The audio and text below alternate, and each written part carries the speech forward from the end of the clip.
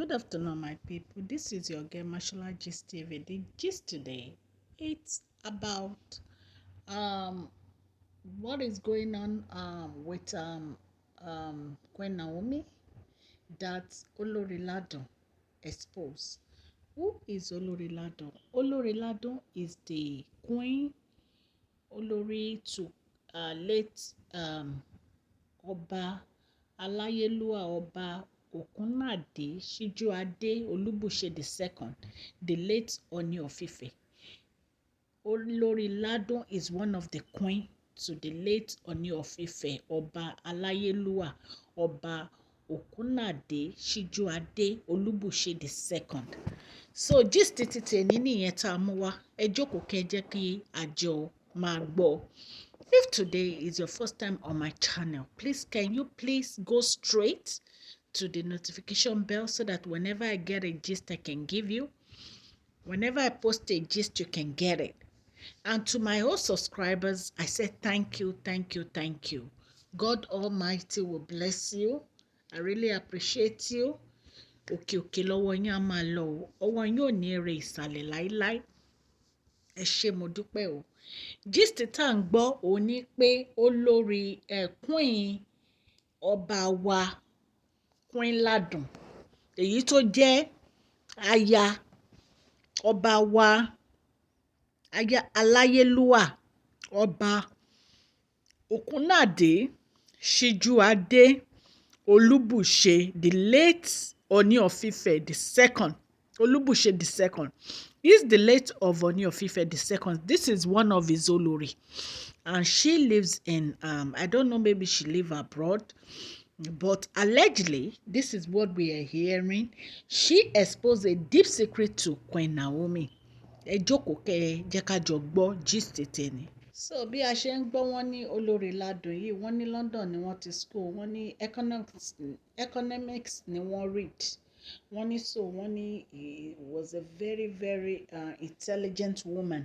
So wọ́n ní wọ́n pe Queen Naomi, wọ́n bá wọn sọ̀rọ̀ ọmọ àti ìyá wípé kí wọ́n má fi kábíyèsí wa sílẹ̀ o, wípé kábíyèsí ò ń ṣe ẹni tí wọ́n lè fi sílẹ̀, wípé ṣé wọ́n rántí nígbà tí wọ́n fẹ́ wọn wá sí palace ní ọjọ́ tí wọ́n dé palace gangan, wípé ṣé wọ́n mọ̀ wípé wọ́n ní wípé ìgbà tí wọ́n fẹ́ wọn sí palace, wípé bí wọ́n ṣe wọlé, wọ́n ní covenant ní blood tí wọ́n tẹ̀ kọjá yẹn. Wọ́n ní covenant ní blood tí wọ́n tẹ̀ kọjá yẹn pé wọ́n lè fi kábíyèsí sílẹ̀. Wípé tí wọ́n bá lọ sí anywhere, ẹjọ́ allegedly ni o, allege ni o. Nǹkan tá a gbọ́ là ń sọ o. Wọ́n ní tí wọ́n bá lọ fẹ́ ọkùnrin níbi anywhere tó bá ti fẹ́ lọ fẹ́ anybody, wọ́n ní bad luck ló máa ṣẹlẹ̀ sí ọkùnrin yẹn. Kì í ṣe gbogbo ẹnu la fi máa sọ̀rọ̀. Bí mo ṣe ń sọ yẹ kó ti yé yín, ẹ̀yin ará ilé. So màmá wa Ladon, Olori Ladon, wọ́n advice Queen Naomi pé kó má fi kábíyèsí sílẹ̀ o. Wípé kábíyèsí nífẹ̀ẹ́ wọn gan-an tọkàntọkàn. Wípé kábíyèsí ò fi ọ̀rọ̀ wọn ṣeré. Wípé gbogbo àwọn ọba ló máa ń ṣe bẹ́ẹ̀. Wípé ìgbà tí wọ́n fẹ́ wúrà ọlá, wọ́n ní wúrà ọlá ò gbà, wọ́n ní wúrà ọlá ò gbà ni. Ṣé ẹ mọ̀ pé wúrà ọlá ti wà expose? Ẹ mọ̀ pé ìgbà tí Queen Naomi wọnú palace, wọ́n young, wọ́n really wà expose. Nǹkan tó kọ̀ sẹ̀ nìyẹn. So wọ́n sọ fún wọn wípé kí wọ́n má fi kábíyèsí sílẹ̀ o, wípé kí wọ́n dúró ti kábíyèsí, wípé everything, wípé ó máa yanjú, wípé ìgbà díẹ̀ báyìí ló kù tí everything fi máa yanjú. Màmá wa Olori Ladon, wọ́n sọ fún Queen Naomi pé nǹkan tí wọ́n tẹ̀ kọjá yẹn, wọ́n ní kì í ṣe just ordinary ẹ̀jẹ̀ o. Wọ́n ní ó ní nǹkan ṣe pẹ̀lú àwọn àti kábíyèsí, wípé covenant ni. Wípé tí wọ́n bá lọ fẹ́ ọkùnrin míì, wípé nǹkan tó máa ṣẹlẹ̀ kò ní dáa. Èmi ò fẹ́ máa sọ ọ̀rọ̀ yẹn because gbogbo ẹnu kọ́ la fi ń sọ̀rọ̀. Ṣó ti yé yín? So tí má ṣe ń sọ ẹ máa understand. Ó lójú àwọn nǹkan tó yẹ kéèyàn máa sọ lórí social media. wọ́n ní nǹkan tó máa ṣẹlẹ̀ ò ní dáa. Wọ́n ní so àwọn ń rọ̀ wọ́n wípé kán má try ẹ o, kán má lọ fẹ́ ọkọ kankan o, àfi tí kábíyèsí bá yọ nǹkan tí wọ́n jọ ṣe kúrò, bí kán ṣe ètùtù lórí ìmùlẹ̀ wọn, wípé àfi tí kábíyèsí bá ṣe é, wípé ṣùgbọ́n tí kábíyèsí ò bá ṣe é, wípé òun advice wọn gẹ́gẹ́ bí ìyá ni kán má try láti lọ fẹ́ ọkùnrin kankan o. So nǹkan tí ìyá aládùn ṣe nìyẹn. Wọ́n wá ń sọ nìyẹn, wọ́n wá ń sọ fún Queen Naomi pé kí wọ́n jókòó ti ọkọ wọn, wípé kábíyèsí nífẹ̀ẹ́ wọn gan. Wọ́n ní kán má wọ́rí pé gbogbo àwọn olórí tó wà ní pálàsì yìí fúnra ara wọn náà máa gbẹ́rù wọn lẹ́yọ kọ̀ọ̀kan, wípé kábíyèsí náà dẹ̀ ti ń gbégbèsè, wípé kán ní sùúrù, wípé torí tó bá jẹ́ pé kábíyèsí ò lọ́ọ̀fù wọn ni àwọn ò ní sọ̀rọ̀, àwọn ò ní dá sí. Wọ́n ní ṣùgbọ́n nígbà táwọn ti rí pé ìfẹ́ wà láàrin àwọn àti kábíyèsí, pé kí wọ́n ní sùúrù, wípé kí wọ́n má lọ sí ibì kankan, pé kí wọ́n dúró ti ọkọ wọn àti ọmọ wọn.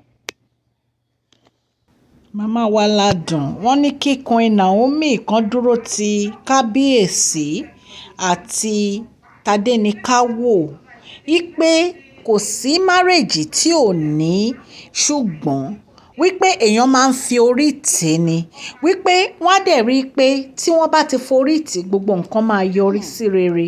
Wọ́n ní kí wọ́n jọ̀ọ́ kí wọ́n fi ọwọ́ wọ́nú, wípé gbogbo ẹ̀ á yọrí sí rere, pé kábíyèsí náà ti ń gbégbèsè, pé kábíyèsí ò ní. Wọ́n ní kí Queen Naomi má gbàgbé wípé àwọn ti ṣe covenant pẹ̀lú kábíyèsí, wípé nínú oòrùn, nígbà ọyẹ́, nínú òjò, àwọn àti kábíyèsí jọ máa wà ní o, wípé for better for worst làwọn àti kábíyèsí jọ máa wà, wípé kí wọ́n dúró ti kábíyèsí, pé kí wọ́n má lọ ibì kankan, wípé torí kábíyèsí nífẹ̀ẹ́ wọn. Wọ́n ní kí wọ́n padà kán lọ bá ọkọ wọn, pé gbogbo nǹkan máa yọrí sí rere. Olórí ládùn tún tẹ̀síwájú pé tó bá jẹ́ pé lóòótọ́ Queen Naomi fẹ́ kúrò lọ́dọ̀ kábíyèsí, wípé wọ́n máa bẹ kábíyèsí ni o, wípé kì í ṣe ọ̀rọ̀ agídí, wípé wọ́n máa bẹ kábíyèsí pé torí ètùtù tó lágbára náà máa ṣe láti fi ká kinní yẹn kúrò lára wọn. So ẹ̀yin èèyàn lé ètò àtúgbọ́ níta ní ká wá sọ fún yín o, kí ni kí Queen Naomi ṣe o. Ìsìn tí kábíyèsí ti padà wáyé pé àwọn fẹ́ bẹ̀rẹ̀ new life, àwọn fẹ́ bẹ̀rẹ̀ new chapter. Ṣé kí Queen Naomi go ahead pẹ̀lú wedding yẹn, torí kábíyèsí láwọn máa ṣe white wedding fún wọn, àbí kí wọ́n bẹ kábíyèsí láti fi kábíyèsí sílẹ̀? Ẹ lọ síbi comment section, ẹ comment, ẹ jẹ́ ká mọ èrò yín. Ọlọ́run Elédùmarè á wà pẹ̀lú Queen Naomi o, Ọlọ́run Elédùmarè á kọ́ wọn mọ̀ ṣe o. Èmi obìnrin gan ó ti sú mi, mi ì mọ nǹkan tí mo lè sọ sọ́rọ̀ ẹ̀, ṣùgbọ́n Ọlọ́run á kọ́ wa ní ọgbọ́n àti òye láti fi tako ọ̀rọ̀ yìí. Àdúrà mi fún kábíyèsí òun ni pé kí Ọlọ́run fún kábíyèsí ní ẹ̀mí ọgbọ́n àti òye láti fi to pálàsì wọn. Ẹ̀yin ènìyàn, ọ̀rọ̀ lẹ gbọ́ yẹn o. Èmi ọmọ yín Mashola Gist TV ni mo tún dé bí mo ṣe ń dé o. Ọwọ́ tẹ́ fi ń tẹ subscribe, like àti share, ọwọ́ yẹn kò ní dòbu o. Owó ọlá ló máa wọnú ọwọ́ yẹn ní agbára Ọlọ́run. Ẹ ṣé o, ẹ̀yin ìyá mi àtẹ̀yin bàbá mi, ẹ̀gbọ́n àti àbúrò tẹ́ ń gbọ́ mi. Etí tẹ́ fi ń gbọ́ mi kò ní di o, ní àṣẹ Ọlọ́run. Ẹ ṣé mo dúpẹ́ o. Please share this video, like and subscribe. God bless you all.